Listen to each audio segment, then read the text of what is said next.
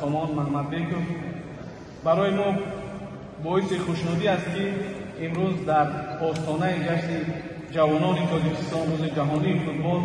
شما با خدمت‌های شبانه روزی حس بلندی و تندرستی‌تان برای ملت تاجیک و جوانان و تمام ورزشگران یک تحفه نادر تاریخی نمودید. باور دارید که این قهرمانی شما آغاز مرحله کار است.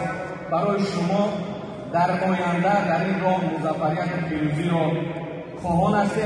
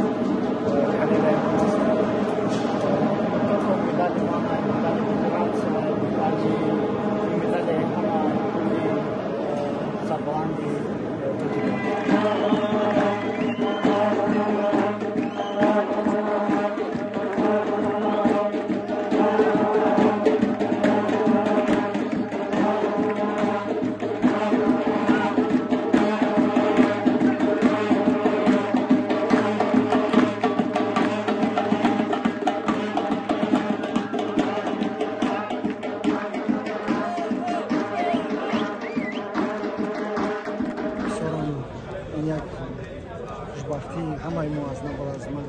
که مثلا بعد 17 سال یعنی باز با این رسیدن به این مدالی که مثلا حضور سامان جان دست کرد و این در حقیقت خیلی کوششی مثلا حکومت جمهوری تاجیکستان است از آن جمله پیشروی معظم ملت محترم پرزیدنت کشور شهردار شهری شنبه استان مالی و خودی پرزیدنت فدراسیون دوستای جمهوری تاجیکستان جوانی که امروز تونست که در این مرحله بسیار دستگیر جوانان را کند و این هم بسیار یک نشانداد خوب است که در 2 سال خود اگر نگاه کنیم بسیار هم یک جوانان را به این